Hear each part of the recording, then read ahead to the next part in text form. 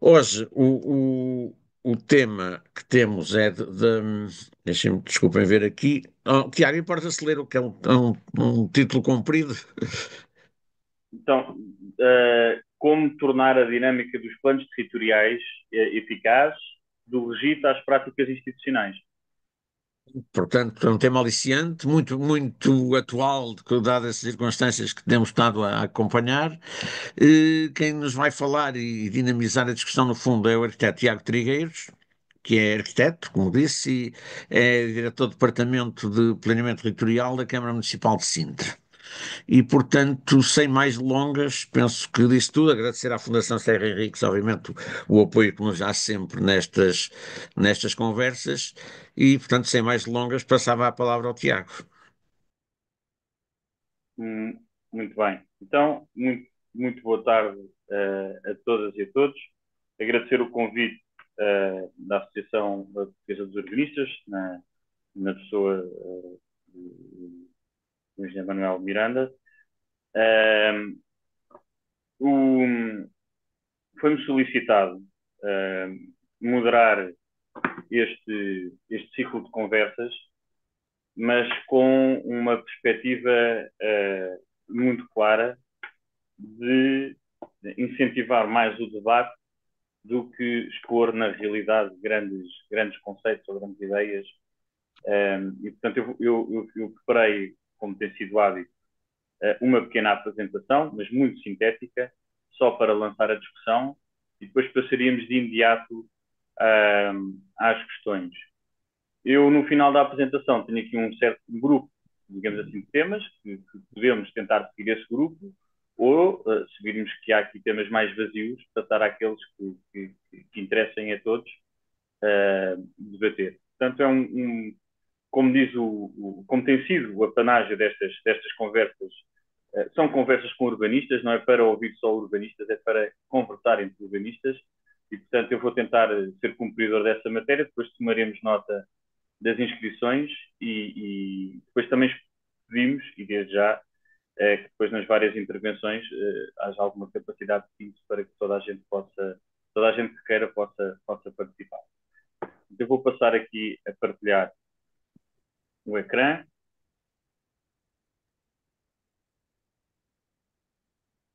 Eu acho que já está. Muito bem. Então, eu começaria pelo seguinte: o desafio que me foi colocado foi como tornar a dinâmica dos planos eficaz, e sobre esta temática poder-se-ão colocar várias, várias questões. Mas a primeira, não é? Aliás, até a introdução na divulgação deste evento falava do Decreto-Lei 117 de 2024, que tem sido muito contestado e muito falado. Eu começaria por dizer o seguinte, não é? De facto, tornar a dinâmica dos planos eficazes não é assim de certeza. Portanto, apenas como conheço.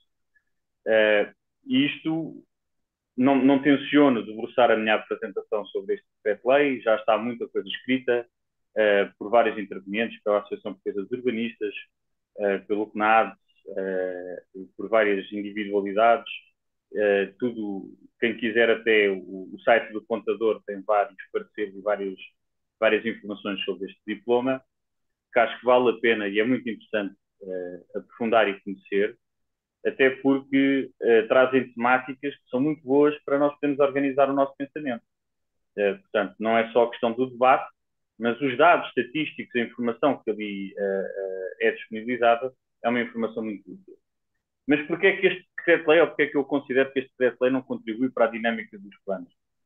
Por uma razão muito simples, porque conforme eu tenho dito nos vários pareceres que emiti, na realidade ele constitui a subversão do planeamento. E constitui a subversão do planeamento porque ele não se dedica, ou pelo menos o principal foco, não é dedicar a concretizar um plano diretor municipal, aqui temos uma imagem de uma planta de ornamento, mas sim passar diretamente à urbanização e à edificação, não é? Promovendo a posteriori uma alteração ao plano. Ou seja, não tem a ver com uma lógica do modelo de desenvolvimento territorial dos planos, não tem a ver com uma lógica de estratégia articulada, concertada, não tem a ver com uma avaliação ambiental estratégica, não tem nenhum destes suportes por trás. Trata-se de uma simples reclassificação do solo, com critérios muito ligeiros, digamos assim, mas passa-se diretamente à organização e edificação e depois é que se altera o plano. Portanto, isto é a subversão do planeamento.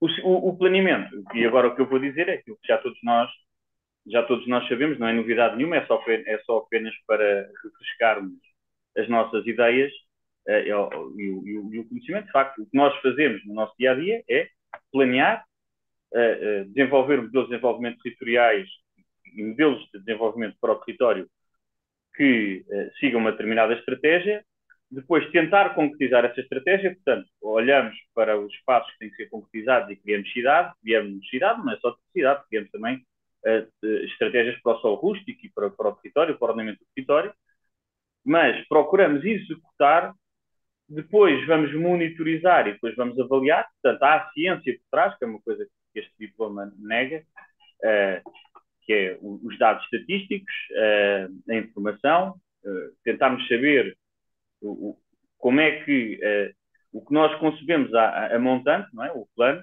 está a ser ou não executado, quais é que são as dificuldades, o que é que está a correr bem, o que é que está a correr mal, e depois, com base nesta avaliação, provavelmente é concluída no relatório de estado de ordenamento do território, lá voltamos nós ao estirador, às mesas de concertação, a discutir com as equipas pluridisciplinares, etc., como é que vamos aperfeiçoar o plano, como é que vamos mitigar os desvios em relação àquilo que nós pensávamos que íamos concretizar e que não estamos a concretizar, e, portanto, este ciclo depois volta ao plano. Portanto, o ato de planeamento é uma forma cíclica de estabelecer um plano, estabelecer uma estratégia, avaliar essa estratégia, mitigar, corrigir a estratégia onde ela tiver, e aperfeiçoar essa estratégia onde ela tiver que ser aperfeiçoada, adaptando-a também à realidade que é mutável e partimos daí.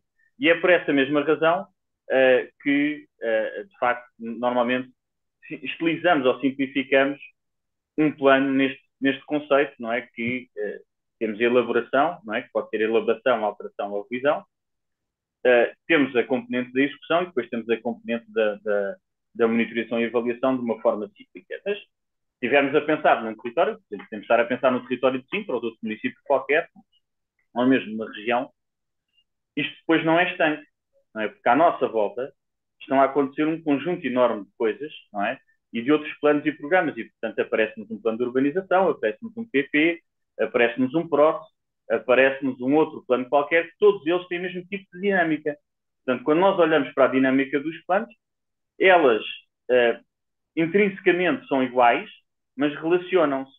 E aqui entra, e como hoje as conversas e o tema é falarmos da dinâmica dos planos, eles depois relacionam-se com o aperfeiçoamento que o regime jurídico de 2014 aperfeiçoou, e bem, e acho que, pelo menos a nossa experiência em Sintra tem sido muito positiva, que é a figura da alteração por adaptação. Portanto, na dinâmica destes vários planos, uns e outros produzem efeitos nos planos que já existiam e, portanto, isto pode ser uma forma de fazermos planeamento. De vez em quando podemos corrigir ou adaptar os planos pela via direta, que é no próprio plano, após a monitorização e avaliação, como também podemos fazê-lo de forma indireta a partir de outros planos que, de alguma forma, se relacionam com o plano que estamos a analisar.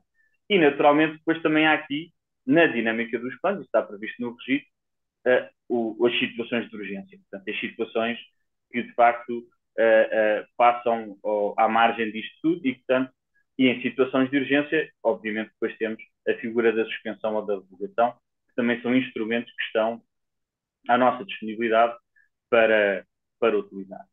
Portanto, quando nós falamos de dinâmicas e quando falamos de território e da relação entre os vários planos, estamos a falar um pouco de um ecossistema que é muito parecido com isto que está aqui, mas depois é concretizado por duas principais vias. Eu gostaria de dividir também esta discussão um pouco em termos do que é que eu considero ser o ambiente interno e o ambiente externo.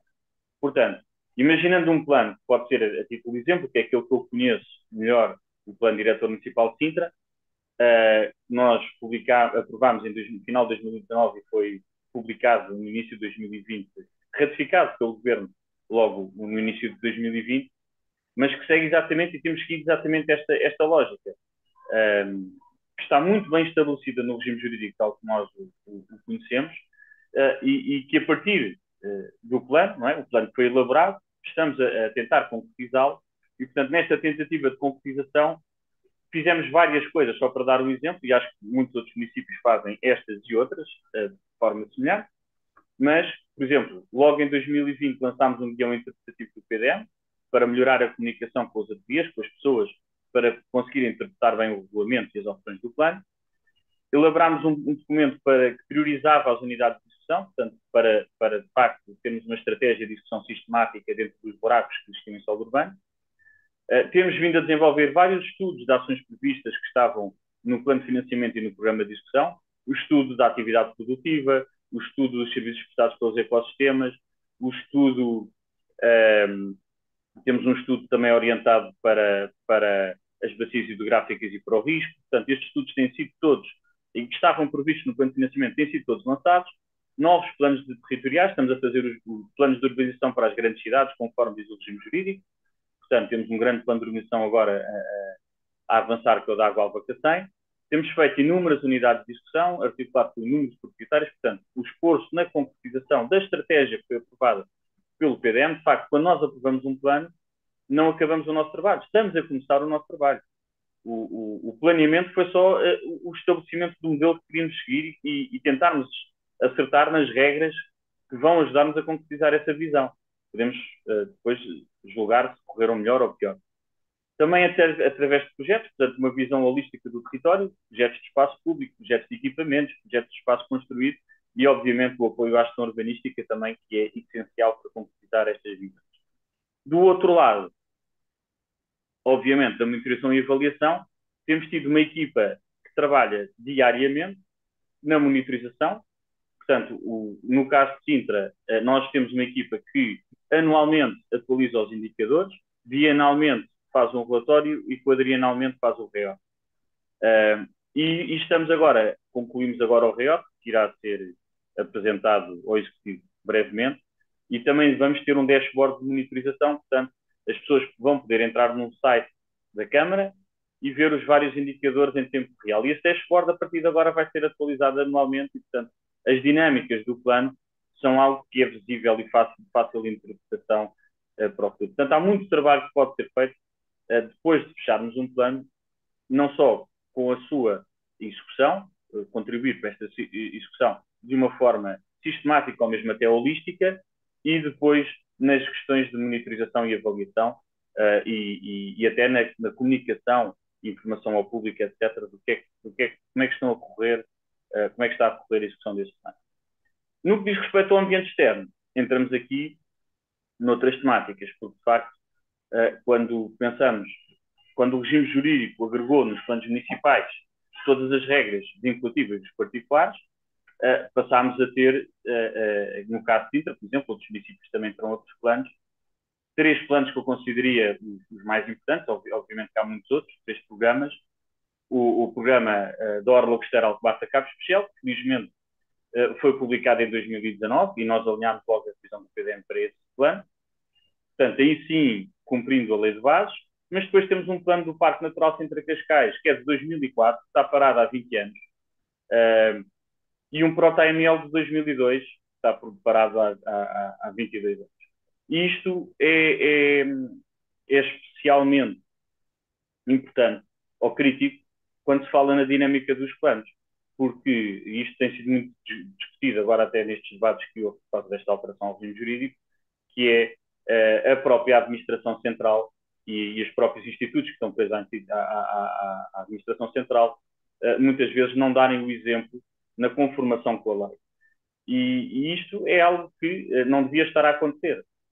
Mesmo nos planos, não é? Quando nós vamos ver o relatório do Estado de Ordenamento do Território ou do PNPOT, e vemos que, acho que se não estou em erro, eram 67 municípios que até ao final do ano passado já se tinham conformado com a lei de base e com o regime. Portanto, há aqui problemas que de facto têm que ser dirimidos e a dinâmica, principalmente no que diz respeito às coisas que nós não controlamos, devia ser igualmente responsável. Portanto, se os municípios se fazem um esforço para se conformar com o regime jurídico da lei de bases e estarem atualizados, do lado dos programas esse esforço também deve existir. E o que se verifica é que há alguma negligência neste domínio.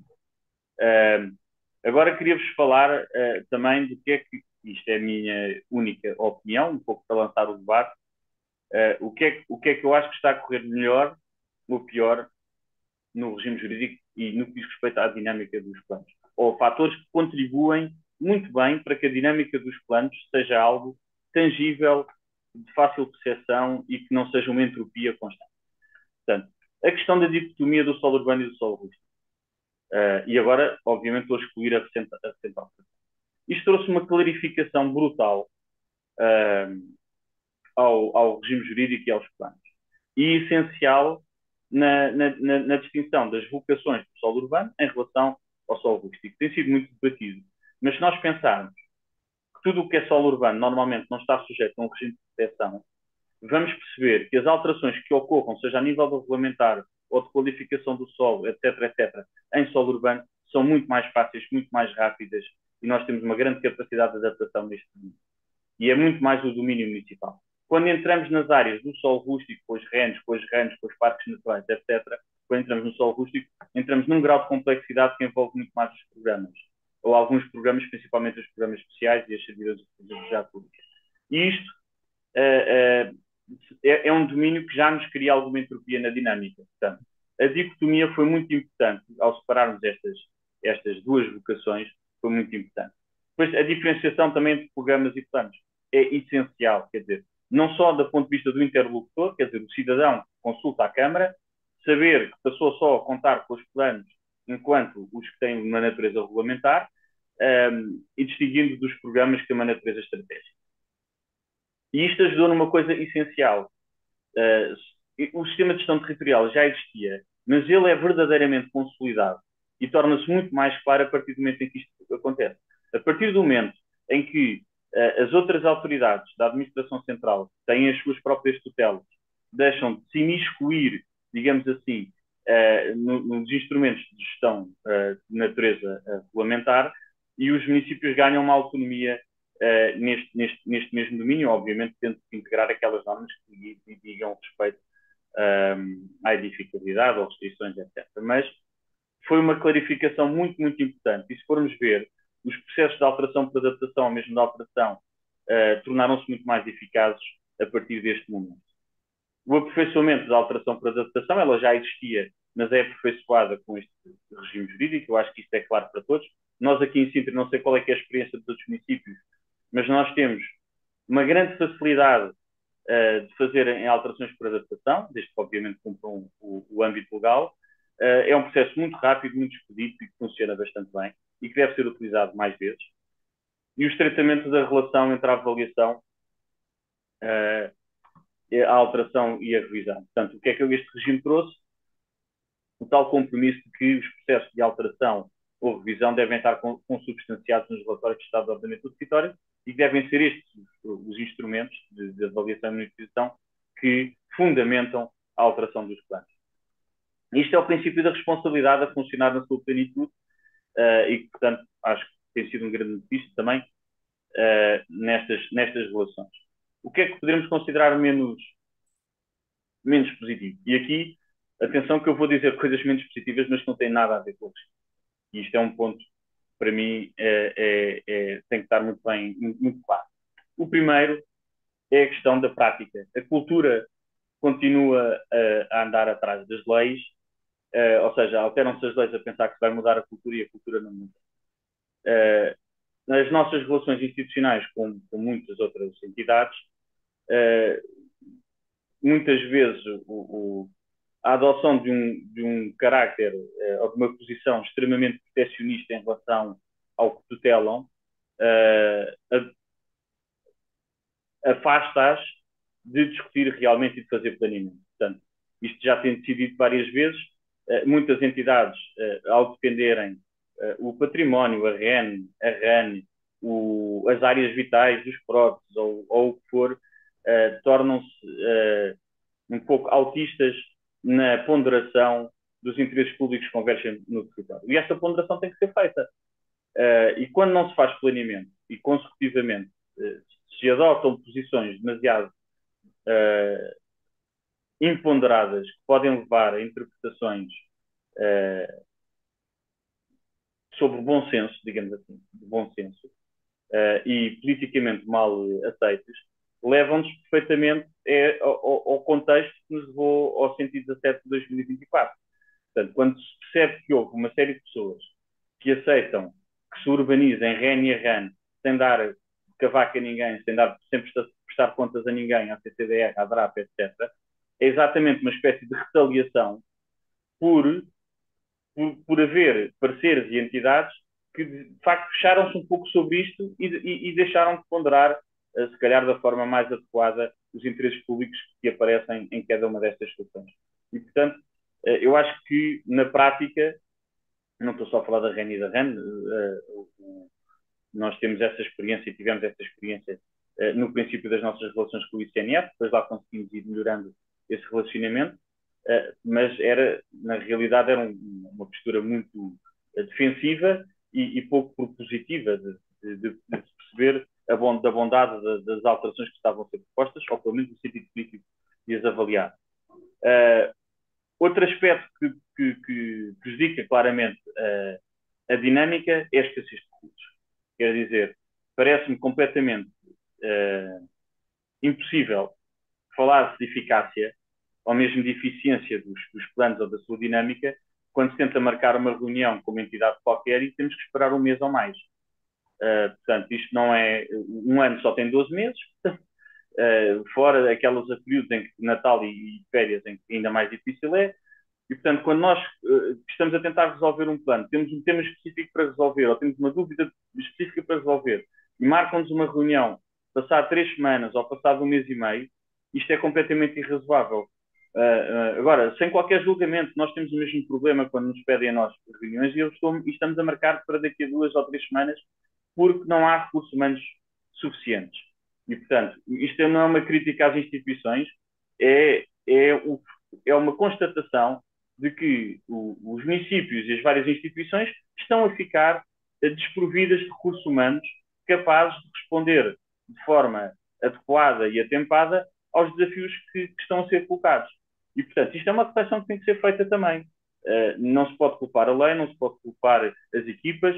De vez em quando tem que se olhar para os recursos que temos. E os recursos humanos fazem parte desses recursos. Depois, há uma resignação inconsequente, quer dizer, esta ideia de que tínhamos os critérios de classificação do solo para fazer em X anos e andamos constantemente a prorrogar, não é? Chegamos ao fim de 10 anos e só 77 municípios é que responderam a este desafio sem qualquer consequência. Isto é completamente irrazoável, mas faz parte da nossa cultura e nós temos que combater. Eu uma vez estive numa formação internacional, aliás, lecionada em Taiwan com professores dos Estados Unidos, e fiquei chocadíssimo quando um professor disse que os países da sul da Europa, e disse o nome de Portugal, são muito propícios às ilegalidades, porque mais tarde ou mais cedo aparece uma lei que dita um enquadramento para as ilegalidades todas. Portanto, e as pessoas sabem isto. E, portanto, quando os presidentes de Câmara, os municípios, decidem que não se vão conformar ou não vão conformar o seu PDM ou os seus planos com o regime jurídico ou com as leis de base ou com os prazos que ali estão estabelecidos, eles sabem que isto vai ser inconsequente por própria experiência. E, portanto, nós temos que mudar esta cultura.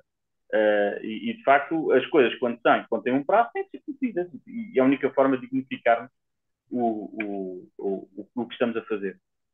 O facto de termos ainda diplomas por publicar, eu lembro-me, por exemplo, da transferência de edificabilidade e o registro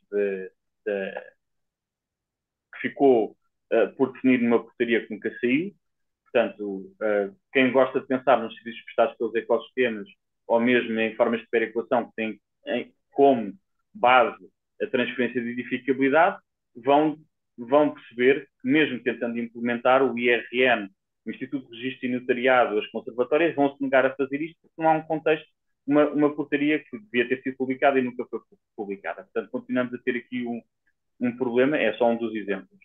E depois estas coisas que eu costumo chamar das alterações pop-up. O sentido de acesso para mim é uma alteração pop-up, e são ideias avulsas que nada têm a ver com o sistema, nada tem a ver com o regime, nada tem a ver com a forma de pensar do diploma, do sistema de gestão territorial, e que só agravam uma interpretação que outrora era limpa, começa a ficar ferida, digamos assim, da sua adequada leitura. E, finalmente, uma tendência para densificar, que me parece completamente absurda. Quer dizer, quando fazemos alterações para densificar o conteúdo das unidades de discussão, ou o conteúdo dos planos de pormenor, ou o conteúdo disto ou daquilo, nós estamos a dar todos um tiro no pé, nos pés. E é um absurdo. Porque, de facto, uma das grandes vantagens das unidades de discussão é serem esta forma de contratualização aberta que se adequava caso a caso. Qualquer dia estamos a dizer que tem que ter uma cota de celeira, uma tércia, etc, etc. Quer dizer, é um absurdo completo. E, portanto, acho que todos nós, não só quando fazemos planos, mas quando fazemos leis, temos que ter aqui alguma capacidade de nos restringirmos ao essencial.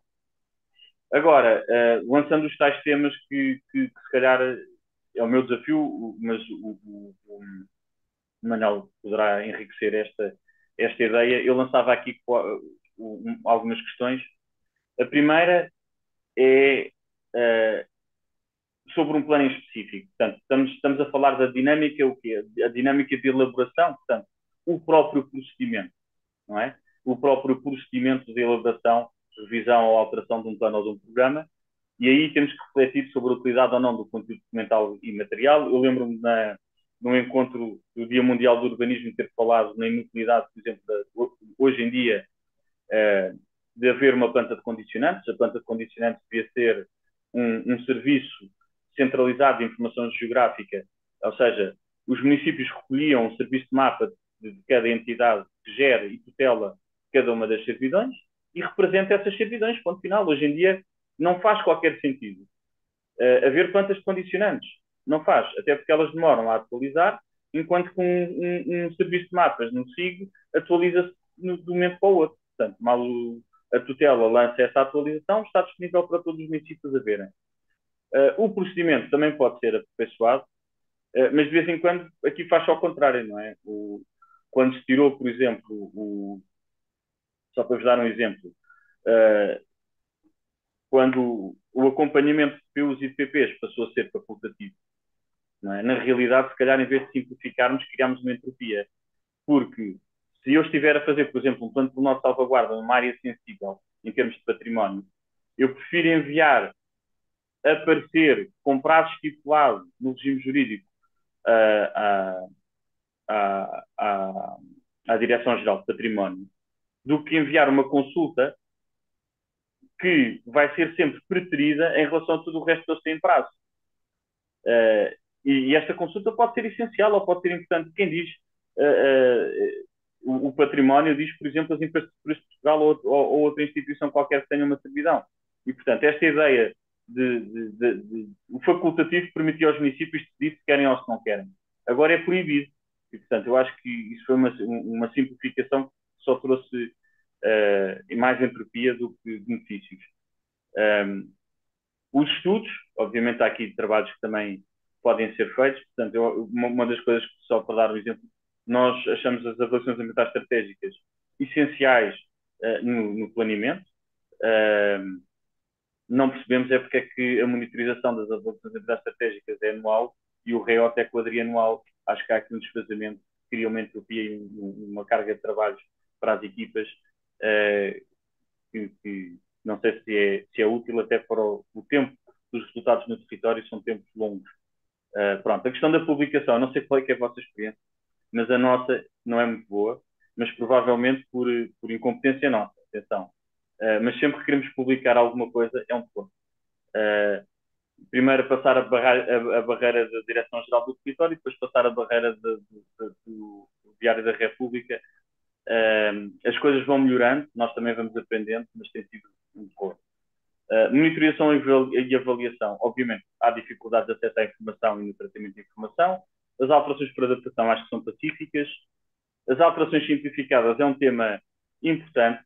De facto, se há uma das coisas, ou das poucas coisas positivas que se pode dizer do 117, é a alteração ao artigo 123, e essas alterações simplificadas e outras devem ser muito rápidas e autónomas e devem ser usadas.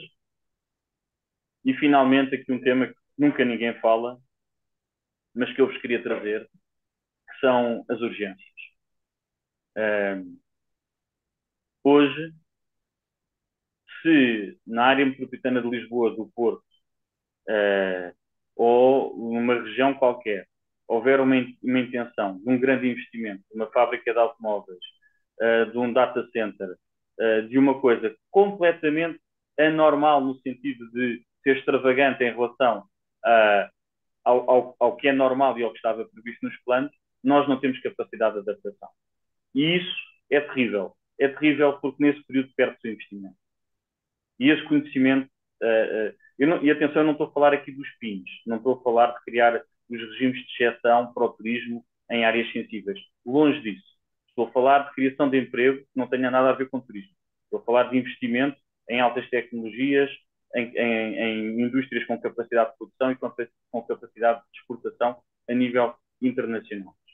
E um dia houve uma pessoa com alguma responsabilidade que me colocou esta questão: como é que nós fazemos? E colocava-se a hipótese, de facto, de algumas destas intenções de investimento serem tão importantes que devessem ser tratadas ao nível das regiões. Portanto, deviam ser as CCDRs no contexto das áreas metropolitanas ou das regiões, a tentar encaixar no território e de forma muito expedita esta intenção. Porque, de facto, amanhã, se tivermos aqui uma intenção muito grande de investimento da Google, da Tesla, disto ou daquilo, nós vamos ter uma grande dificuldade em encaixá-la nos planos que existem e nas condições que eles pedem.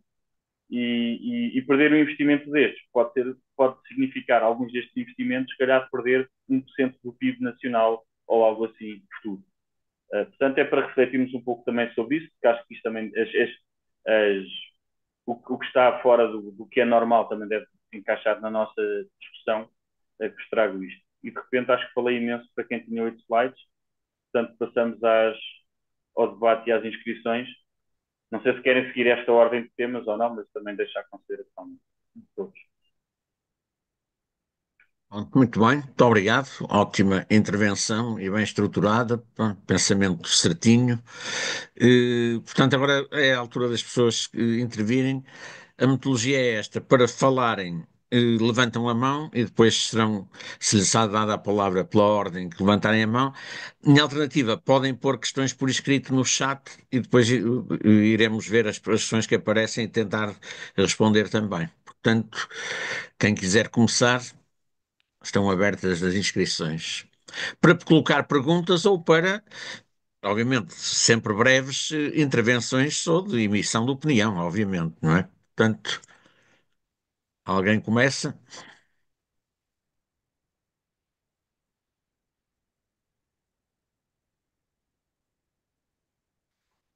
Bom, enquanto não aparece ninguém, vou tentar dar um arranque.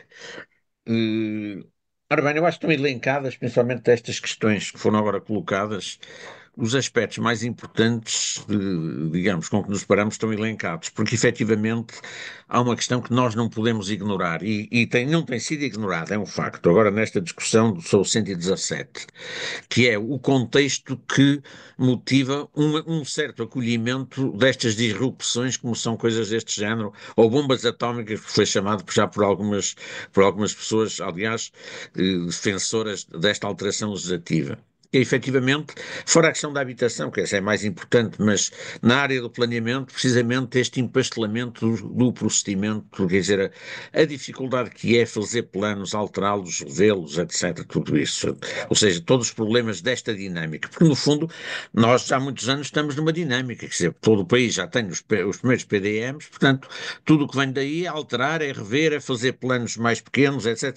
Nós já estamos numa dinâmica de planeamento. E, efetivamente, ela tem tem este emperramento, pá, e não vale a pena, ou melhor, não é suficiente nós queixarmos. Pronto, isso é um excelente para fazermos uma catarse, mas também é muito pouco, é muito curto. Eh, e a questão que foi colocada como ela tem, quer dizer, o nosso problema não é de caráter doutrinal ou até de quadro legal, é um problema de prática, de cultura, da maneira de funcionar, não é? Tem muitas razões e tem razões às vezes que até se compreendem, são de uma atitude defensiva de parte de muitas das pessoas que participam e que se compreende, dado, digamos, um ambiente que vivemos hoje em dia, que tudo é escrutinado do ponto de vista de ir para tribunal, pá, quer dizer, e portanto, obviamente, que há, nomeadamente, pessoas que estão na função pública. Há uma posição defensiva que eu compreendo perfeitamente, mas que burocratiza as coisas.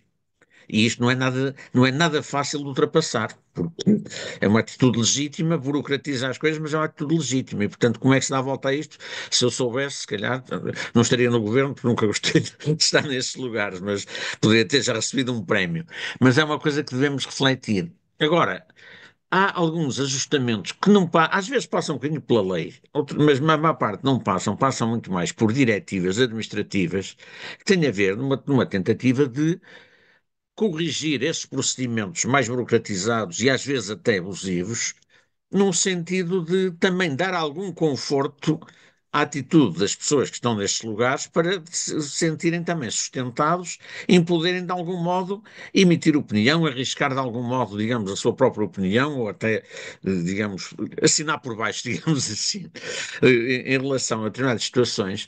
Porque efetivamente, senão eu não vejo como é que isto se pode dar a volta. Que se pode, porque há exemplos, não são muitos, mas há exemplos que funcionam bem, em situações que funcionam bem. Portanto, e possível é no nosso país. Não vamos com aquela coisa da velha citação dos romanos, dizendo que não nos governamos nem deixamos governar. A gente já demonstrou ao longo dos 900 anos de história que pode ser intermitentemente, mas há momentos onde nos governamos e sabemos governar. Portanto, vamos por aí. Eu diria, só para tentar lançar isto, que há uma questão que me parece que neste momento, nomeadamente, que estamos a atravessar, tem sido um dos fatores principais de emperramento do sistema, que tem a ver, não é apenas com a REN, mas embora a REN seja uma questão importante, porque se fez coincidir a reelaboração das RENs com estas revisões ou alterações dos planos, isto é uma baralhada que nem uma coisa saiu nem a outra, não é? Mas que não tem só a ver com isso e que tem a ver com uma questão, isso sim, se calhar se fosse necessário lei, mas mais do que lei tinham que ser diretivas muito concretas de quem manda em relação aos organismos que depois comanda, no sentido de tornar perfeitamente claro que tudo o que seja estudos ou propostas ou diretivas ou orientações que oriundas da administração central não se pode aproveitar a elaboração dos planos ou a dinâmica dos planos para as tentar fazer, introduzir, etc., elaborar no momento, aproveitar o já agora que está-se a fazer o PDM, rever-se a RAN, rever-se a REN, mete-se os estudos hidrológicos, etc. Isto tinha que ser completamente banido.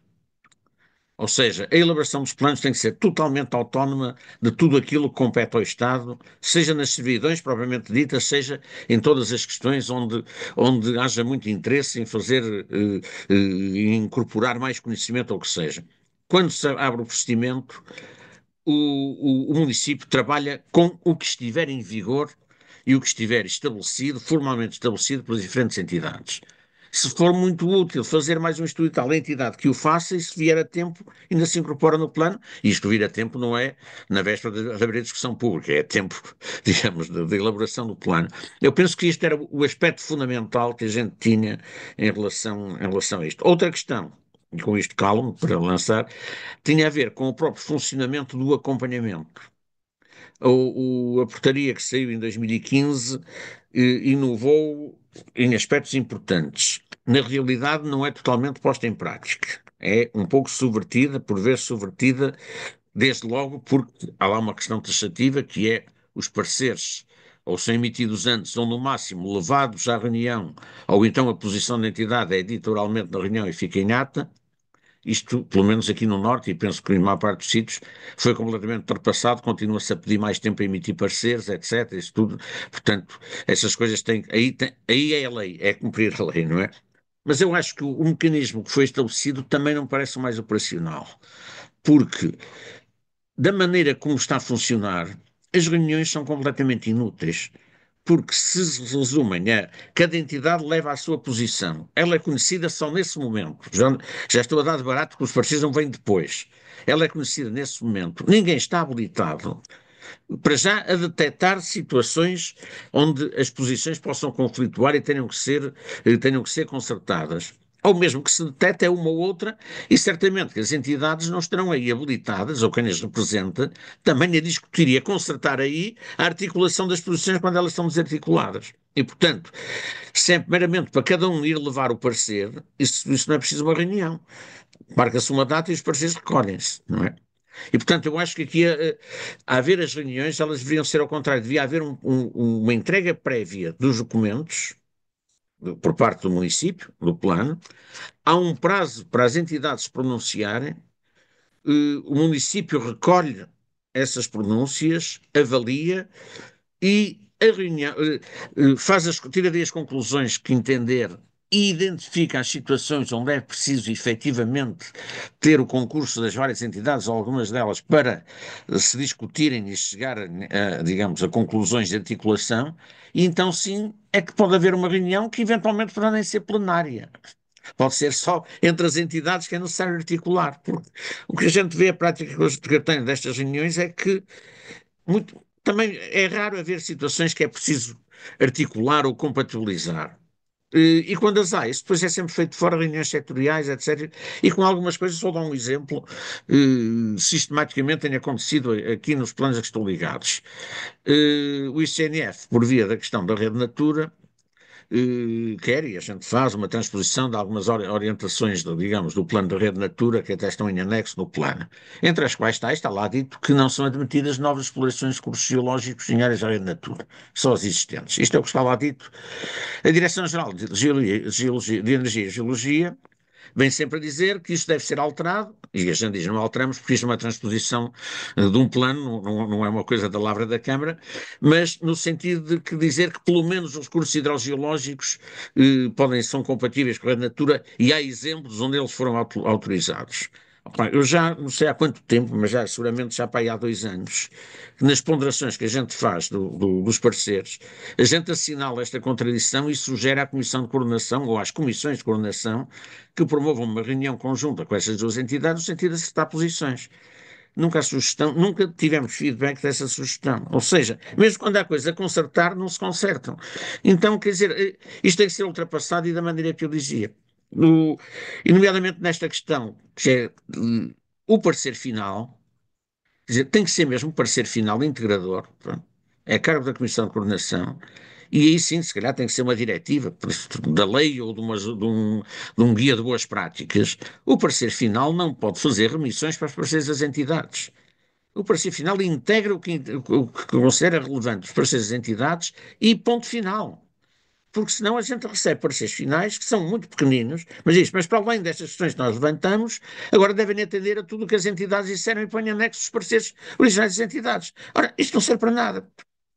Quer dizer, obviamente que isto, se ler o que diz a lei, isto não devia acontecer, mas acontecendo, isto só se ultrapassa através de quem manda, digamos, nestas entidades e nestas práticas, dar orientações que não é mudar a lei, porque já está na lei, pá, formações, guias metodológicos, pá, guias de boas práticas ou o que seja, mas quer dizer, isto tem que acabar, e aí sim, eu aí admito que se as coisas persistirem, que a lei tenha mecanismos que os municípios possam curto-circuitar por e simplesmente essa situação. Quer dizer, assumem a responsabilidade, vêm continuar a dizer é ilegal, não sei o que mais e tal. O município, se considera que não é, munde-se, digamos, dos pareceres dos estudos que fundamentam a suposição e passa à frente e acabou. Porque senão, efetivamente, já vimos que a questão não está no essencial na lei, está nas práticas e temos que arranjar maneira de ultrapassar estas práticas. Pronto, calmo.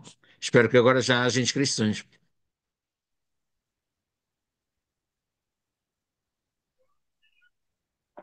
Ainda não há nada.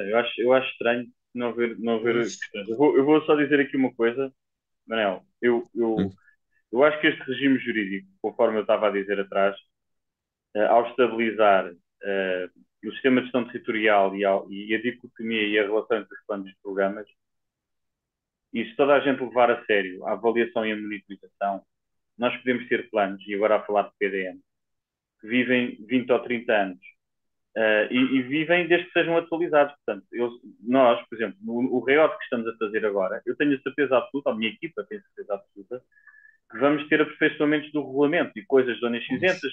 Portanto, há todo um trabalho dinâmico e tem que ser muito levado a sério. É um trabalho interminável, mas que se faz, e que se faz de forma rápida, porque se nós alterarmos ou corrigirmos um regulamento ou uma qualificação do solo, etc., eu não estou a ver onde é que possa haver qualquer tipo de entropia com as entidades que são consultadas. Portanto, isso só depende praticamente de nós. E acho que esse é um aspecto essencial. Agora, outras situações, que são aquelas que historicamente nós estávamos habituados, que era os PUs e os PPs serviam para alterar o PDM. E aí criava-se entropias na dinâmica brutais. Agora, se virmos isto na lógica de avaliação, monitorização e alteração consequente, ou mesmo revisão, se a realidade, entretanto, for completamente diferente, que é um contexto completamente diferente. E não vejo qualquer dificuldade em se fazer esses procedimentos. O mais difícil, de facto, é chegar a este nível do plano de terceira geração e a partir do momento em que estamos no plano de terceira geração é navegar.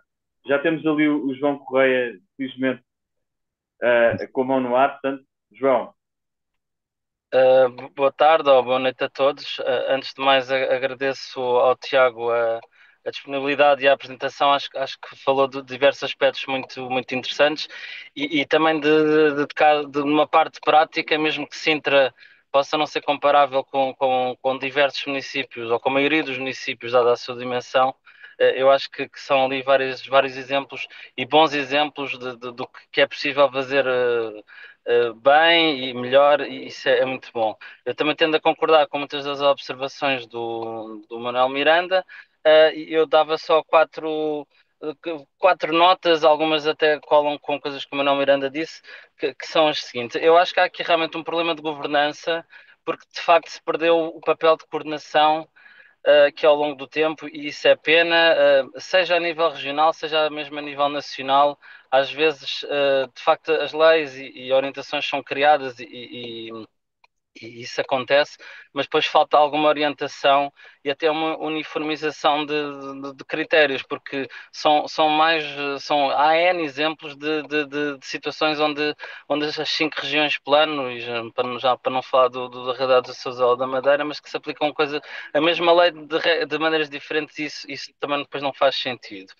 A outra questão que também já foi falada aqui hoje, mas também foi falada no Dia Mundial do Urbanismo em Odivelas, é que de facto cada vez mais parece-me óbvio que é preciso separar a produção das condicionantes da feitura do ordenamento, porque se está a perder imenso tempo e energia e já não é só de quem faz os planos, é mesmo das entidades a estar a discutir coisas que deviam estar consolidadas ou então têm que ser feitas noutra sede, como por exemplo o PGRI tem, obviamente que é um plano, não é?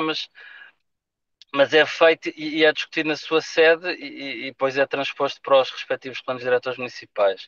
A outra questão que foi também aflorada pelo Manel há pouco, e eu hoje, como tive uma comissão consultiva, ainda estou, não digo a latejar, mas a viver a experiência do meu dia de trabalho, é que de facto as comissões consultivas, neste momento, e eu já disse isto nas próprias comissões consultivas, são uma inutilidade e um desperdício de tempo para toda a gente. Não faz sentido convocar 20, 30 entidades.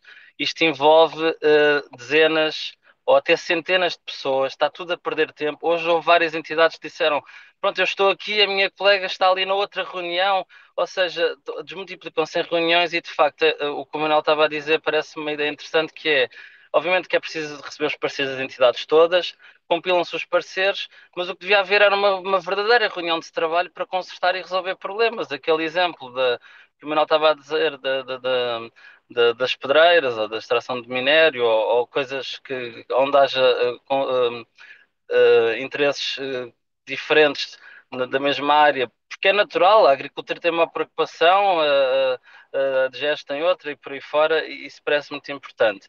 E finalmente, uma das coisas que também foi alterada na, há um ano atrás, no Simplex, da questão da concertação, também não correu bem. Podemos discutir quais é que são os prazos razoáveis para as entidades emitir os pareceres e tudo isso, e eu preferia que os prazos até fossem maiores, mas depois corresse tudo mais bem na realidade.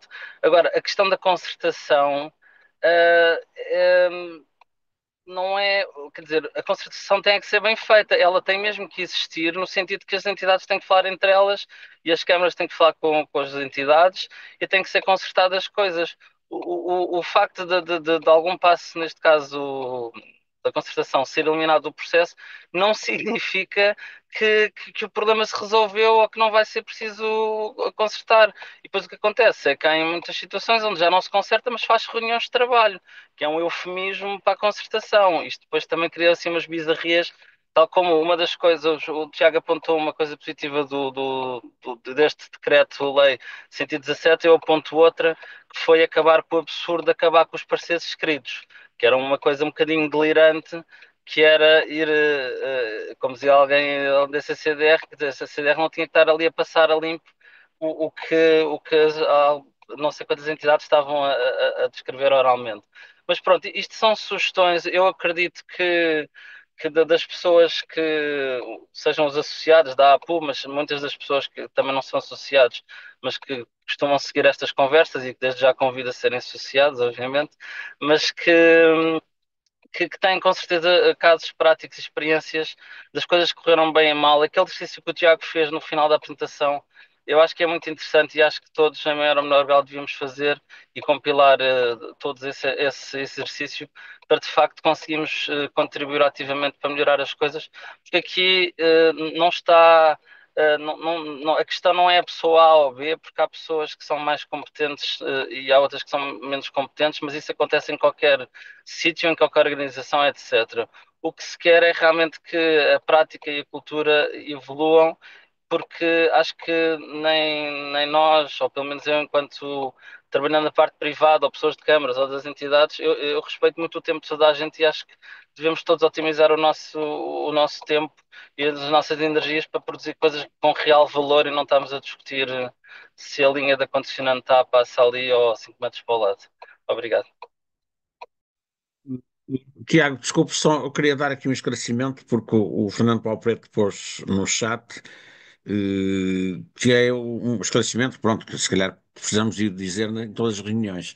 As nossas participações, quer a minha, neste momento presidente da associação, mas de qualquer um dos membros, digamos, dos corpos diretivos, corpos sociais da associação, as participações nestas discussões são sempre a título estritamente pessoal. Nunca é nem como presidente da associação, nem como posição do Conselho Diretivo ou do que quer que seja, de todos nós. Nestas discussões nós somos meramente técnicos e, portanto, a opinião que emitimos vale o que vale, mas de maneira nenhuma vincula a associação ou sequer o Conselho Diretivo ou sequer o Presidente enquanto Presidente. São opiniões estritamente pessoais, até porque, obviamente, dentro da associação, logicamente, e mesmo no Conselho Diretivo, não quer dizer que tenhamos todos a mesma opinião unânime e totalmente consensual sobre tudo. Seria muito aborrecido se assim fosse. Mas pronto, só para dar o esclarecimento, porque efetivamente assumimos isso desde o início, não destas, mas quando começaram estas conversas, mas obviamente convém esclarecer, porque não haver equívocos. Obrigado. Nós temos aqui uma questão de Neves Moraco, não sei se quer apresentar a sua questão.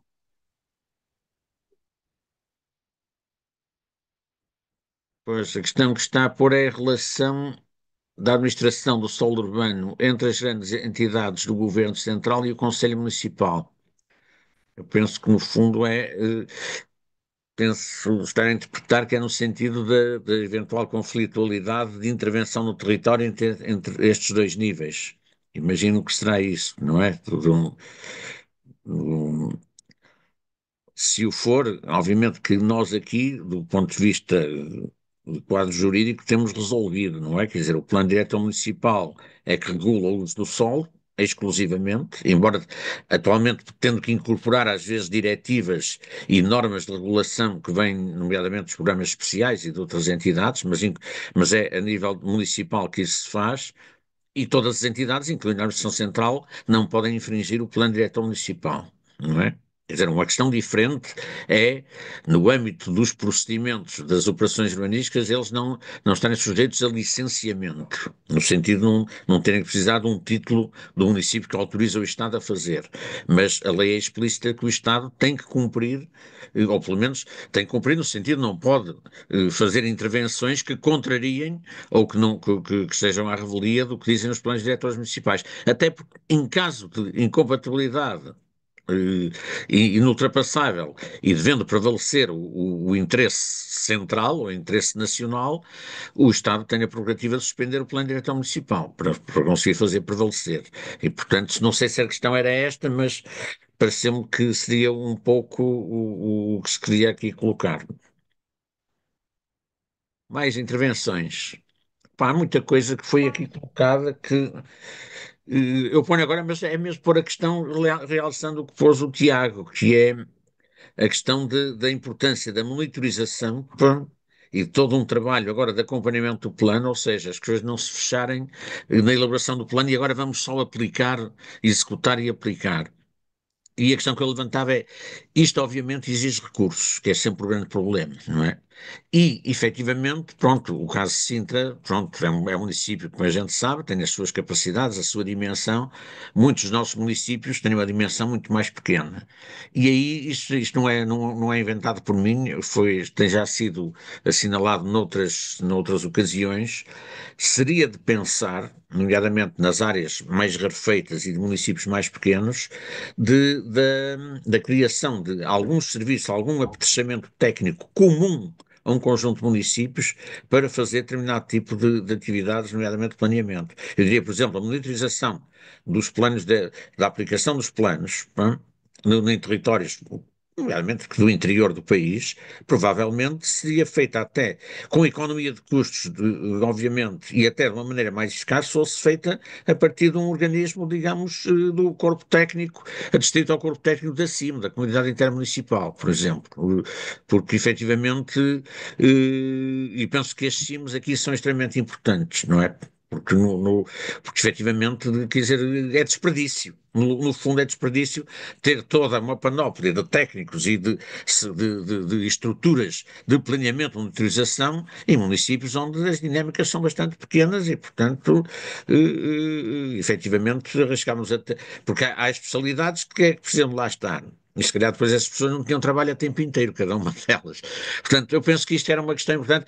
Era uma espécie de recurso de regresso aos gatos, dos velhos gatos dos anos 70 e 80, na altura por falta de apetrechamento técnico dos municípios, que não tinham corpos técnicos, agora por outras razões, infelizmente até também mais que a rarefação de muitas dessas áreas, nomeadamente até da quantidade de técnicos que têm. Está a Cláudia Carvalho? Estou sim. Boa noite a todos. Forte. Ora bem, eu ia um bocadinho atrás, nós não estamos na monitorização, ainda estamos na elaboração do PDM, isto já foi muito conversado por todos, já não sei quantas vezes, mas agora estamos a debater com dois problemas que nós também já falamos aqui, mas que agora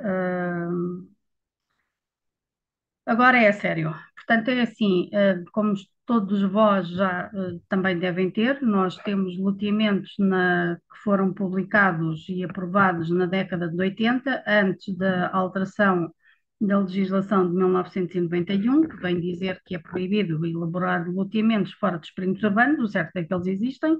Nós temos pelo menos 8 loteamentos fora do perímetro urbano, que na altura, quando foram feitas a primeira geração de próteses e a primeira geração de PDMs, foram alegremente classificados como zonas de ocupação turística, porque era a única figura jurídica que admitia loteamentos fora do perímetro urbano, quanto a mim, erradamente, mas foi o que aconteceu, e agora estamos a ser empurrados para fazer a geneira outra vez. Pronto. Agora, o que se pretende, ou pelo menos o que as entidades entendem, é que eu tenho que classificar aquilo como área rústica, como solo rústico, mas que se mantém em vigor as descrições, as especificações das alvarás de loteamento. Ora, o que é que se passa? Aquilo são loteamentos antigos, precisam de intervenção. Qualquer alteração que a Câmara Municipal venha a fazer, não é? Manda o rejoé, eu tenho que cumprir as regras em vigor do ordenamento do território. Se ele é solo rústico, não me admite loteamentos, ou seja, não admite loteamentos, não admite alteração ao alvará de loteamento. Pronto, e então estamos neste impasse e lá estou eu como o Tiago, não é? Nós não estamos aqui com duas entidades proativas a tentar resolver problemas da urbanidade e do ordenamento do território, mas estamos aqui a ter duas entidades que estão, como diria como diria, a tentar ser legalista, e pronto, e é isto. Portanto, nós não sei muito bem como é que isto vai terminar, porque nós precisamos ter os PDM aprovado, precisamos de ter os pareceres das entidades, pelo menos com uma diretriz mais ou menos positiva, e estamos a ser empurrados para o solo rústico. Sendo que na totalidade destes loteamentos só tem 1480 fogos. Não isoladamente, mas todos em conjunto. Quando nós estamos aqui a discutir também a lei da habitação, quando nós estamos a tentar alterar solos rústicos para solos urbanos para que seja feita a habitação para custos controlados ou custos, como vocês queiram chamar, isto não me faz sentido nenhum. Mas pronto, isto sou eu que sou assim um bocadinho contestatária e havemos de chegar a um bom porto, não é? Porque o que nos interessa, o que nos interessa é,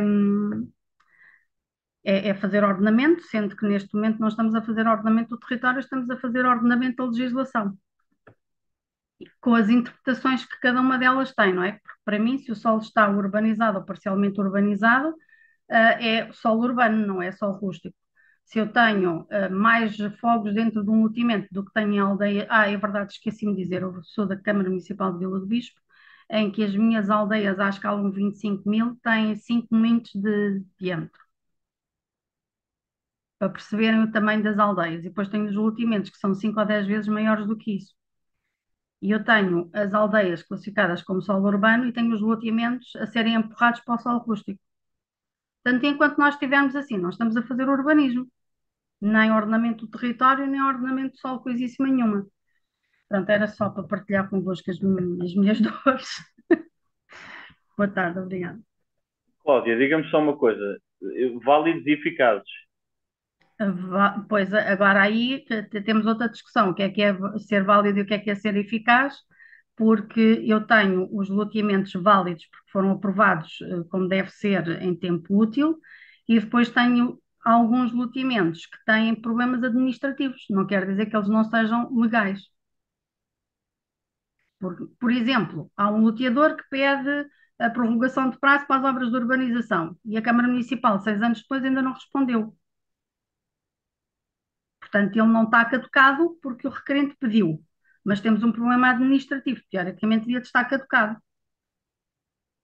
O loteamento não está ilegal. Olha, Cláudia, a única coisa que eu lhe posso dizer, se for útil, da nossa experiência em Sintra, é nós não temos que aceitar tudo o que os outros nos dizem, Pois. quando temos convicções. É a única coisa que eu lhe posso dizer. Houve muitas coisas que nos disseram que tinha que ser assim, que tinha que ser assado, e que nós tivemos que bater o pé e levámos até às últimas consequências. Algumas ganhámos, outras perdemos, mas lutámos sempre até ao fim, porque de facto conforme diz, muito esquizofrénico haver aldeias, aceitar-se aldeias de menor dimensão que fiquem em solo urbano, até podiam ser aglomerados rurais em solo rústico, nem sequer deviam ser solo urbano, aceitar-se que isso é solo urbano, e depois os loteamentos, se não tiverem caducado e se estiverem eficazes, não os colocarem em solo urbano. São situações de facto muito estranhas, mas isso caberá. Defendam as vossas posições. A única coisa que eu posso... A posição das entidades é que, como o solo dos loteamentos, são loteamentos para habitação, não é? Não eram loteamentos para como os loteamentos são de habitação e como não têm os serviços associados estipulados no Decreto Regulamentar 15, que então eles devem ser só rústico, mas na realidade eu tenho mais habitantes naqueles loteamentos do que tenho em certas aldeias. E as aldeias também não têm os serviços associados. Precisamente. Portanto, eu acho que isto não é um problema, isso é uma questão vamos lá ver, não conhecendo, nós, desde que o caso de Sintra, a CCDR, desde que tivessem válidos e eficazes, portanto, ou que não tivesse sido declarada a caducidade, aceitaram que fosse considerado solo urbano porque era um compromisso. O que podem fazer é pôr em regulamento para tranquilizar as entidades, por exemplo, uma possível reversão caso, por exemplo, o procedimento não esteja concluído no prazo de 5 anos. Quando se coloca um prazo para essas situações, está a haver um compromisso mútuo, digamos assim, de Sim, tudo sim, bem, há sim. esta classificação, mas vamos executar. Não sei se me estou a fazer entender. Sim, nós também estávamos aqui a tentar propor, que estamos agora na fase da segunda resposta às entidades, era, para além do prazo, também colocar nos índices urbanísticos mais restritivos, de maneira que, naqueles loteamentos que são mais antigos e que são ainda omissos relativamente aos parâmetros urbanísticos, estabelecer parâmetros muito baixos, de maneira a que as duas entidades fiquem mais confortáveis. Deixa ver se resulta. Pois, Vamos continuar na luta. Obrigada. bem, obrigado.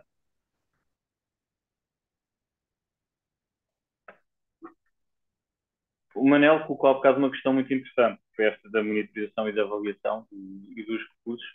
E eu estava-me a lembrar do que o João também tinha dito. Eu acho que nós para lá caminhamos, muito francamente. Eu acho que hoje em dia já não é o Big Data,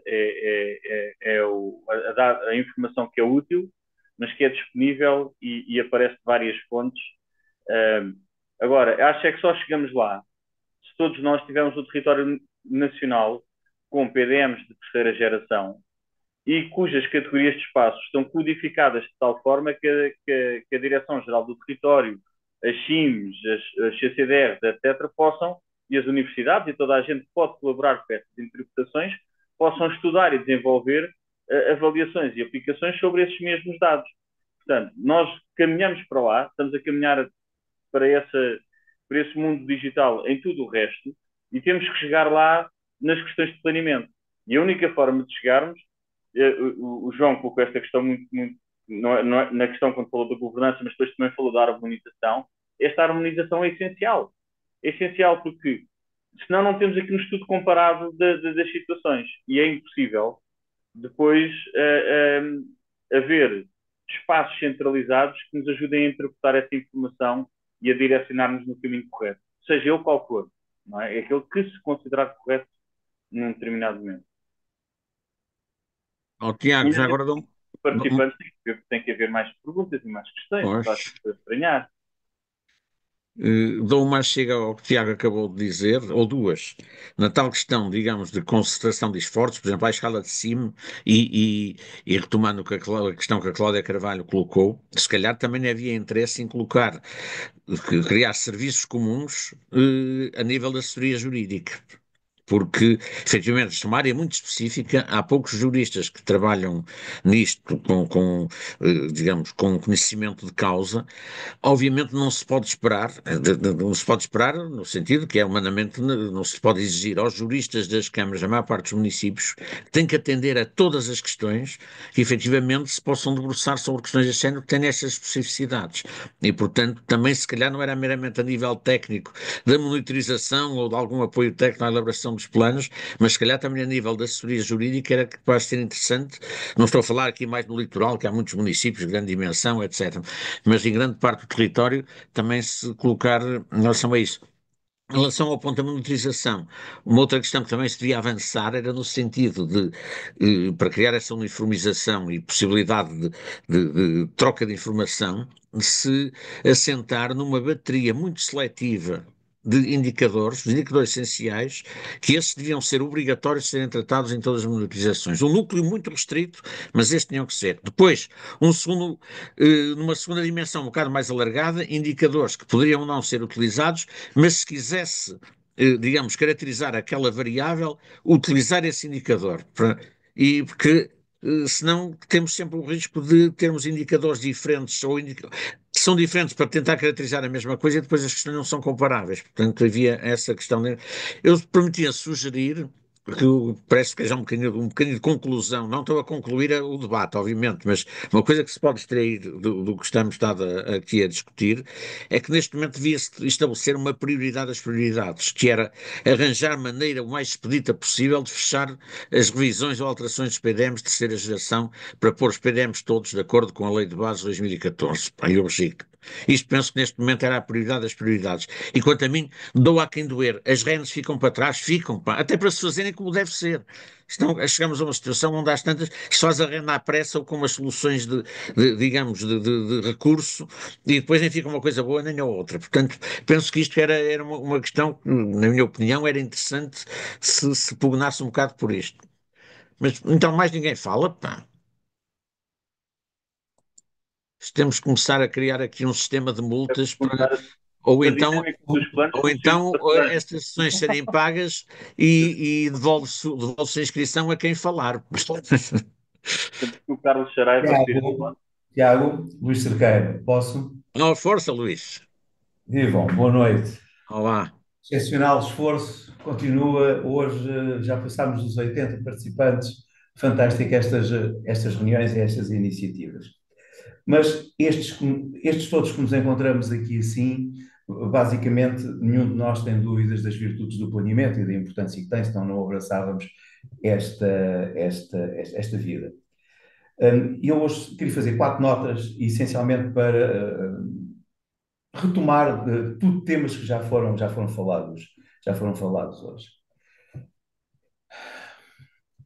Continuamos com falta de atitude de planear em Portugal. E a atitude de planear não é nossa. É uma decisão política. De uma necessidade de planear e termos os territórios. E os territórios que temos planeados são essencialmente a nível municipal, porque os municípios não têm alternativa a não ter plano diretor municipal. Mas nem sempre são bem-sucedidos, nem em relação às virtudes do planeamento, como ele se encaminha, também para a decisão política. Este quadro em que vivemos não é aquele que mais facilmente possa aliciar os políticos a sentirem vontade de planear também. Portanto, há aqui sim uma coisa que temos que ponderar nos procedimentos. E hoje foi extraordinariamente simpático até perceber da forma educada como foi posto que as servidões devem ser enviadas, muitas delas já são enviadas pelas entidades que as tutelam. Outras convocam os municípios para virem a intervir nessa decisão. De uma vez por todas, as servidões têm que ser fornecidas por quem as tutela. Não tem motivo para serem os municípios, nenhum, para serem os municípios a terem que desenvolver cartas de REN, seja lá o que for. Portanto, como ninguém, também não somos nós, nos municípios, quando estamos a trabalhar, que temos que definir uma carta de servidões rodoviárias, ferroviárias, da ligação entre antenas para telecomunicações. Toda essa informação nos é fornecida e tem legislação. Portanto, as entidades que tutelam têm que pegar elas na legislação. E o Manuel ainda há bocado estava-se a insurgir, e o Manuel, e é mesmo isso. A REN tem que ficar para trás. Se não é fornecida, fica para trás. E, por favor, vê se são células para termos tempo de as incluir nas revisões dos nossos planos. Portanto, esta é uma matéria que, em relação ao problema da Reserva Ecológica Nacional, que nos tem atrasado os planos em múltiplos municípios. A minha experiência nos últimos 20 anos era há 20 anos atrás vice-presidente de uma Câmara, com a responsabilidade do urbanismo, e lancei a revisão do Plano Diretor Municipal em 2003 nessa Câmara. Entretanto, segui outros caminhos na vida. Mais tarde voltei a essa Câmara, 20 anos depois, e ainda está a elaborar o Plano Diretor Municipal. E não tem, ao fim de 20 anos, uma delimitação de REN aprovada. Pelo caminho, passei por um outro município, enquanto diretor de um departamento de urbanismo. Em 2003 tinha lançado a revisão do plano, ainda há dias lhes perguntei como é que estava. Estes são ambos na área metropolitana de Lisboa. Portanto, continuam com a REN por aprovar. Portanto, a REN é um problema, neste momento, para a aprovação. Há uma estratégia aprovada, há uma carta de ordenamento para essa estratégia. Portanto, e os municípios continuam a perder e a definhar e a dizermos, fazer planos diretores municipais, para quê quando este enquadramento surge? Portanto, há esse nível das servidões e da elaboração da Carta de Condicionantes muito mexer. E tem que partir também de algum impulso nosso técnico com os autarcas, para que a nível municipal os autarcas digam não, não somos nós a fazer. Porque isto tem que ser discutido a um outro nível. E esta é a minha posição, ter passado por técnico e por político, percebo que essa discussão tem que ser uma discussão política e temos que ser nós a suportar e a lançar no universo da política, de âmbito municipal, este tipo de questões. Cabe-nos a nós também, a Associação de Urbanistas, a lançar este debate da importância que, através da Associação Nacional de Municípios, existe nesta área. Recordam-se seguramente aqueles mais velhos como eu, como eu e como o Manel, o Alberto Manuel Miranda, portanto, os mais velhos, de quando tivemos a ideia do planeamento flexível e da importância do planeamento flexível. Mas o planeamento flexível era um plano flexível, não era flexibilidade das entidades que aprovam o plano. Provavelmente, para falarmos de alguma flexibilidade, está na altura de pormos também as questões da flexibilidade da aprovação dos planos, para que eles não levem 20 anos a elaborar e a serem aprovados. É a inversão completa. Ao fim destes anos, já são 30 e qualquer coisa anos, portanto, é a inversão completa que temos que pôr neste momento em cima da mesa. Estas questões da flexibilidade não é do plano, é da facilidade em alterar o plano, da forma como os municípios, as entidades que tutelam, olham para esse plano. Em relação às questões do ordenamento, o Tiago também, logo de início, abordou essa matéria, e nós praticamente distinguimos-nos com a aprovação do plano diretor municipal. Não fazemos plano de urbanização, fazemos muito pouco plano de pormenor, e isso é fundamental para um bom ordenamento do país, que é detalharmos o que vem da estratégia, o que vem do ordenamento. Nós temos a Carta de Ordenamento do Plano Diretor Municipal e todo esse trabalho ser completado. Não precisamos de mais legislação. Essa legislação já existe, os planos existem, o que nós não temos é prática. E essa prática é fundamental neste momento ser posta também em ação. Portanto, a questão de utilizarmos as figuras que temos disponíveis e elas serem, de facto, o motor dessa dinamização. E depois, como o Tiago mostrou também nos slides, nos mostrou que elas encaixam umas nas outras, o PDM, o PU, o PP, e a partir daí sim podemos começar a construir aquilo que é esta monitorização que é ótimo. Quando chegar alguém para urbanizar, nós temos esses planos, nós temos esse desenho urbano. Portanto, há falta dessa prática, desse desenho urbano também, porque não há essa atitude, não há essa vontade, até porque a ideia que nós temos sempre é que isto vai levar outra vez 20 anos para... Agora, hoje foram também muito interessante alguns dos aperfeiçoamentos de procedimentos que eu ouvi aqui da experiência de outros colegas. Isso parece-me extraordinariamente interessante para podermos pôr em prática naquilo que vai ser a aprovação dos planos e tornar todo este universo do planeamento mais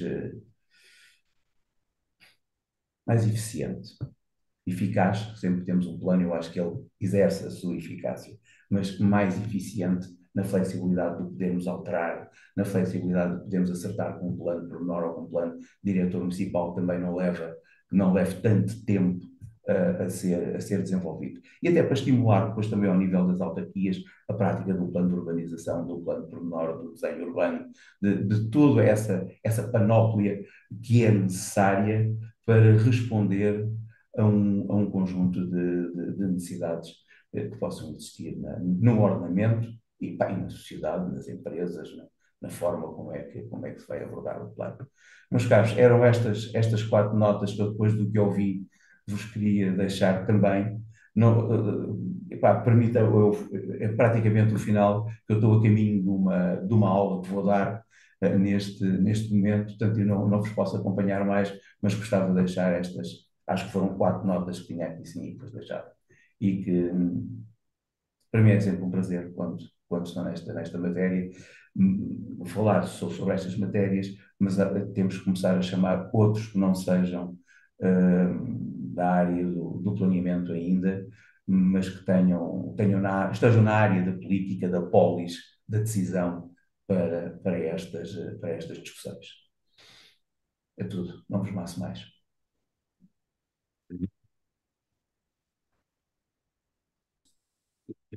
Alguma coisa? Se não, temos aqui uma pergunta que é de quantos municípios têm só PDM? Se existem dados. Eu não tenho esses dados, eles são, quem se der ao trabalho de coligir, basta ir ao SNIT e ver município a município, ver quantos estão. Eu diria, isto prende-se muito com o que o Luís Pedro Sequeira acabou agora de dizer, quer dizer, só para dar um exemplo, a cidade do Porto tem PDM e 2 planos de pormenor, mais nada. Quer dizer, o município de Braga tem PDM e não tem plano de urbanização da cidade. Isto passa-se por todos os lados. E, efetivamente, também está aqui um contributo da Carolina Batista, o PDM não desenha a cidade. Obviamente. Eu diria, Manuel, numa situação desculpa-me. ideal, desculpa, numa situação ideal, eu defendo que o PDM devia se limitar no que respeita à regulação do uso do solo, a regular o uso do solo rústico, naquilo que são as competências da Câmara, que é basicamente edificabilidade, e a delimitar o solo urbano e o solo rústico. E o solo urbano tinha que ter planos de outra escala. É Oh, inconcebível que em 2025 estejamos a gerir cidades com PDM, pá. Isso tem custos enormes, pá. E, portanto, esta é uma questão que também devia ser. Desculpem, então, o Carlos Saraiva está inscrito, pá. Manuel, deixa-me só fazer uma Sim, sim. nota. O Porto tem isso, mas também não tem PROT. Pois. Sim, sim, Ponto. no Norte não tem pronto. Exato. Agora vai ter, agora Também, vai ter. desculpem lá, agora que eu vou mesmo desligar, não Ah. vou escrever mais. Carlos Saraiva, Olá, boa noite a todos. boa noite. Eu só me inscrevi para acrescentar a propósito da questão da REN e subscrevendo aquilo que os colegas disseram sobre as questões da dinâmica dos planos e que efetivamente os municípios devem chamar mais a eles esse papel de serem eles o responsável pelo gestor dos seus planos, dos planos que são dos PMOT, porque os outros não serão da gestão deles, mas também terão que obrigatoriamente ser consultados. Mas eu só queria aqui relembrar que no último dia do ano, 31 de dezembro, saiu uma alteração legislativa que passou um bocadinho despercebida a propósito desta questão toda do 117, que foi o Decreto-Lei 123/2024, a propósito das questões da REN e Exato. era só para dar aqui à chega e que pode ser uma saída para alguns municípios que estejam em processo de elaboração da REN de acordo com as novas orientações estratégicas, que é um calvário, um autêntico calvário, pelo menos aqui no Norte, que é a experiência que eu tenho, tem sido um verdadeiro calvário e pode ser alguma saída. Olhem bem para essa alteração legislativa, passou um bocadinho despercebida das pessoas, que vêm abrir aqui a porta e formalizar um procedimento que aqui já era adotado em algumas situações, pelo menos no centro e no norte estava a ser aceito, que era a utilização da REN vigente, quando ela já tinha sido elaborada, muitas delas em 2013, 2014, e, portanto, abriram a porta a que se pudesse ser utilizada, pelo menos no período de transição. E o decreto veio agora dizer que tem que ser aceite para aqueles casos em que já se realizou a primeira plenária e a perspectiva de realização da segunda plenária seria até 31 de dezembro de 2025. Portanto, pode ser aqui uma salvação para, ou pelo menos um acelerador para alguns processos. Não sei, era só para referir esta alteração. Obrigado. Embora em relação a essa questão, Obviamente que, aliás, aqui no Norte já, e penso que não só no Norte, havia a alternativa de, desligando o processo da nova REN pelos novos critérios, de se utilizar a anterior, desde que não fosse muito antiga, fazendo a mera transposição para a cartografia do PDM. Só que depois, entretanto, têm sido levantadas uma série de dificuldades a essas transposições. E há entidades que depois acabam por não aceitar a transposição, que eu acho uma coisa Porque ela espantosa. não havia nenhum mecanismo legal que obrigasse a APA a Pois. aceitar. Mas E a mas a APA questão é dizia esta. que, Pois, Carlos Saraiva, mas a mas agora questão é esta, é que não a tem REN como é de dizer que uma não. entidade. Claro. Portanto, Bom, essa já não vou entidade entrar por aí. não aceita a proposta que o município faz, então faz ela a REN. Não Oh, pode ser de outra maneira. Agora não se Engenheiro pode dizer, não, Miranda, andem aí até fazer a transposição, até ela está, então depois aceitamos. Quer dizer, não pode ser, mas isto prende-se com aquilo que eu dizia ao início. Os procedimentos têm que ser completamente independentes. Um plano municipal não pode ficar dependente de fechar esta condicionante ou aquela, ou este estudo ou aquilo. Portanto, aliás, neste momento há uma REN em vigor que tem uma determinada cartografia. É essa REN que está. E é com essa que se gera. Claro que o próprio, a questão põe-se é, ao pôr-se termos uma carta condicionante onde se vai pôr isto, muda-se de escala, muda-se de base cartográfica, há coisas que estão fora do sítio, mas quer com dizer, certeza. chega-se ao ponto de não se aceitar a transposição da REN, porque a linha de costa mudou da REN que está em vigor para a nova cartografia. Ou as E linhas quer de dizer, água o não que é que eu vou fazer? Vou pôr a estão. linha de costa pela cartografia antiga? Quer É dizer, isso. quer dizer, tem que haver aqui algum sentido prático, porque senão, efetivamente, quer dizer, tudo se bloqueia outra vez. Pá. O, Portanto, eu neste momento diria, as RENs e as RANs e o que seja, estão na escala em que estiverem feitas. Ou não é a escala do plano, não interessa. Pá, estão nessa escala e põe-se tal e qual, a linha de costa está fora do sítio, vai tal e qual, é que está em vigor. Ou se aceita a flexibilidade, se a linha de costa mudou, põe-se a nova, e se um curso de água agora não tem o mesmo percurso, põe-se um novo, ou então são os que estão ali para efeitos de REN. Quer dizer, agora o plano é que não pode ficar parado à espera disso, pá, não pode ser de outra maneira. Porque, em contrapartida, este decreto também tem uma coisa interessante, é que eliminou o prazo de setembro, que era o limite para as RENs estarem prontas, e agora não pôs limite para as RENs ficarem prontas. Também é uma coisa interessante, quer dizer, é o não, 8 e o 80. ele diz que nos procedimentos de alteração ou revisão de planos têm que ser adotadas as RENs, têm que ser elaboradas as RENs de acordo com as novas orientações Sim, sim, sim. estratégicas. Mas abriu esta exceção para estas situações. Pois, pois, exato. Claro que se Agora no isto, futuro o município quer fazer uma alteração ao plano, eles com certeza vêm dizer que agora vocês têm que fazer a REM de acordo com pois, exato. as novas orientações. E aconselho que os municípios o façam, porque é Claro. uma responsabilidade que o regime, podemos, é verdade que a REM é nacional, mas o próprio regime jurídico, então muda-se o regime jurídico em relação a isso. Diz que a elaboração é da responsabilidade do município, apesar de Pois. ser nacional. Eh, Em bom tempo, e eu concordo muito com essa disposição que está na proposta pelo menos na proposta que foi a discussão pública do próprio Norte, que diz que uma das medidas que tem preconizada é precisamente a elaboração de RENs ao nível sub-regional. Também. E isso seria o adequado Pois, pois. para depois os municípios adotarem ao nível da sua escala. Mas a verdade é que o regime jurídico diz que a Pois responsabilidade é dos diz. municípios. Pois, pois. Os municípios aceitaram isto, Uma disposição legal aparentemente. tem que se aceitar, concorde ou não se concorde, não é? Quer dizer, porque está na lei, pá. Está na Agora, lei. também, aliás, há aqui um preço enorme que se pagou desde o início da REN. É que uma reserva ecológica nacional é um mosaico de 300, ou se quiser falar no continente, 278 RENs à escala municipal. Quer dizer, isto não tem sentido nenhum. Os sistemas da REN não conhecem fronteiras administrativas, não respeitam fronteiras administrativas. Está a Sónia do Carmo para falar. Força.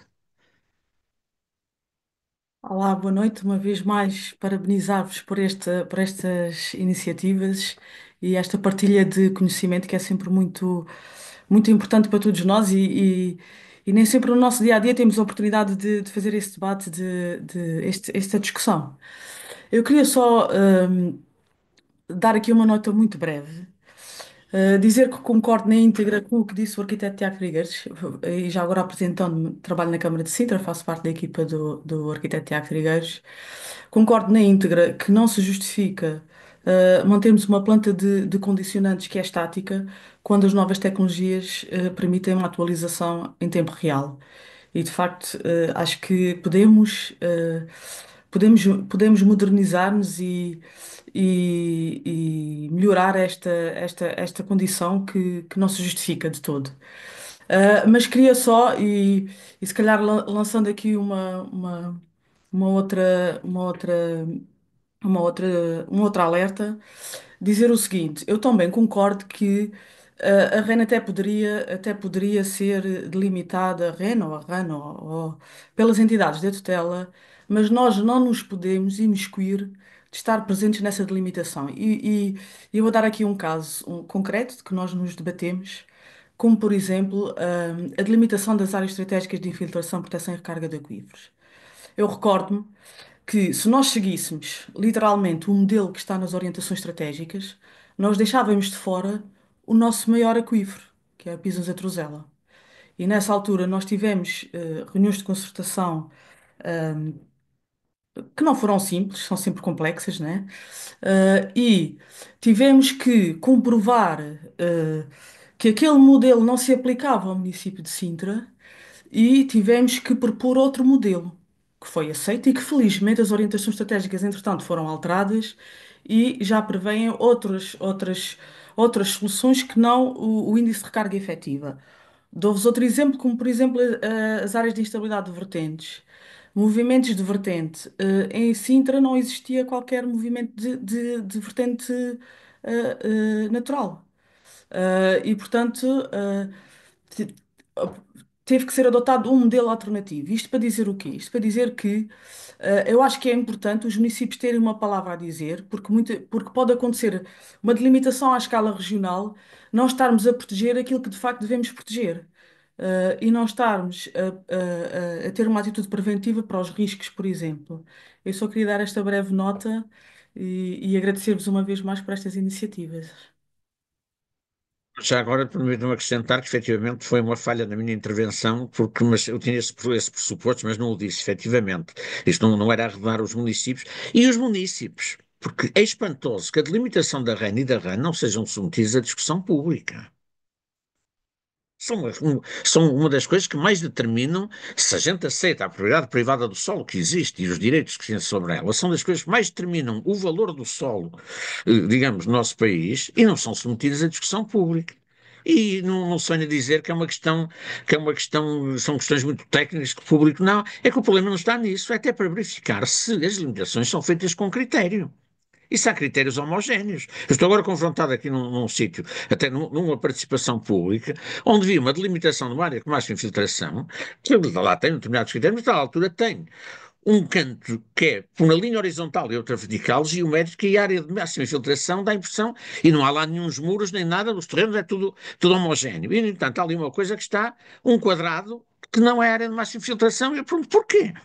Tinha que haver oportunidade dos particulares, nomeadamente o dono desse terreno, ou se for um dono e o outro, dizerem, pá, expliquem lá como é que isto é assim, como é que uma área de máxima infiltração, às tantas, começa a ter configurações geométricas, não havendo nada, elementos físicos que o determinem. E errar, todos nós erramos, pelo menos eu falo pelos meus planos, todos eles têm erros e muitas vezes as discussões públicas ajudam a corrigi-los. Pá. E, se calhar não os corrigem todos, provavelmente, mas, portanto, e para além da participação pública, há a questão da participação dos municípios, nomeadamente nessa aflição, não é? Portanto, isso concordo, ainda bem que falou, porque digamos que é importante, muito importante colocar essa questão.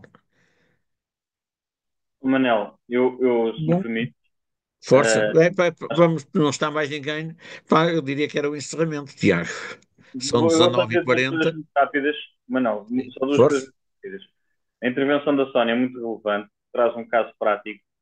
De facto, de vez em quando queremos afastar de nós algumas responsabilidades ou achamos que é só da tutela isto ou aquilo, mas nós temos que ter uma intervenção muito assídua nessas matérias. E, de facto, há assimetrias regionais e territoriais e quando se criam normas generalistas, nem sempre se adaptam à realidade. Portanto, é importante que haja essa capacidade de adaptação e que nós estejamos cá para ajudar a resolver. De dizer-te também, do que eu me lembro das aulas de Direito do Urbanismo e do Ordenamento do Território, que tudo o que crie uma restrição de uso ou de utilização no terreno deve ser sujeito a discussão pública. E, portanto, nós, no nosso caso, quando pusemos o plano diretor municipal, dissemos explicitamente que também estava em discussão pública a delimitação da RENA, que é para não correr nenhum riscos ou de inconstitucionalidade ou de incumprimento da lei de bases. Acho que e isto é um tema muito interessante. Eu sei que a APU está a pensar lançar um dos temas, que poderá vir a ser um dos temas este ano, a questão da reserva ecológica, mas isto é um tema muito, muito importante e deve fazer parte dessa agenda. Há precaução, os municípios que estiverem a delimitar as reservas ecológicas nacionais devem, de facto, promover uma discussão pública, na minha opinião. Portanto, sendo assim, não sei se já quer dizer mais qualquer coisa de encerramento. Eu só quero agradecer.